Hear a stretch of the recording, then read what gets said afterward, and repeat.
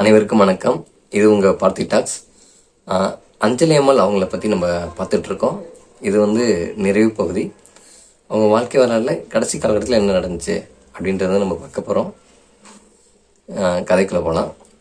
நடு வீரப்பட்டு அப்படின்ற இடத்துல இருந்து ஒருத்தர் ஓடி வராரு.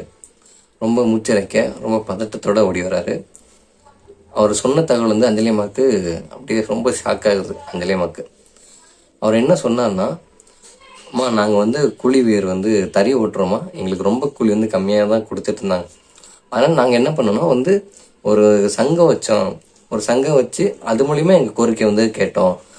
அதுக்கப்புறம் என்ன பண்ணாங்கன்னா, அவங்க போலீஸ் அதிகாரியோட துணையோட நீலாம் சங்கம் வைப்பியா அப்படின்னு கேட்டாங்க. இருக்க கூலியை வாங்கிக்க முடியாது அந்த மாதிரி கேட்டு எங்களை அடித்தாங்க. அடித்தது மட்டும் இல்லாமல் எங்களோட ஆண்களோட வேஷ்டியை உருவினாங்க. வேஷ்டியை உருவினது மட்டும் இல்லாமல் பெண்களோட சேலையை உருவினாங்க.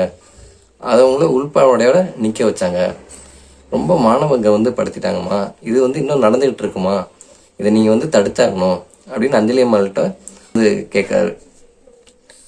உடனே அவங்க கலெக்டர் ஆஃபீஸுக்கு போகிறாங்க. நேராக கலெக்டர் ஆஃபீஸ் போய் கலெக்டர்கிட்ட நேராக சொல்கிறாங்க, இது நீங்கள் இப்போ தடுத்து நிறுத்தலைன்னா உங்கள் மனைவியை இதே மாதிரி நான் காங்கிரஸ் தொண்டரில் வச்சு கூட்டிகிட்டு போவேன், அப்படியே ஊர்வலமாக கூட்டிகிட்டு போவேன்.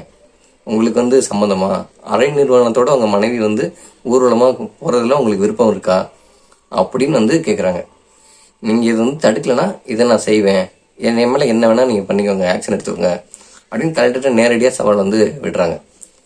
பதறி போயிட்டாரு. என்ன பண்ணணுமோ உடனே எல்லாத்தையும் ஸ்டாப் பண்ணுறாரு. யார் யார் போலீஸ் அதிகாரி பண்ணாலும் அவங்க மேலே ஆக்ஷன் எடுக்கிறாரு. அதுக்கப்புறம் அந்த அந்த அந்த அந்த சூழல் அவங்களுக்கு என்ன வேணுமோ அது கிடச்சிருச்சு. அப்புறம் இது அஞ்சலி அம்மாவுக்கு ரொம்ப நன்றி சொல்கிறாங்க. அந்த மக்கள் நன்றி சொல்கிறாங்க. அதுக்கப்புறம் அஞ்சலி அம்மாள் எம்எல்ஏ ஆகுறாங்க. அஞ்சலி அம்மாள் எம்எல்ஏ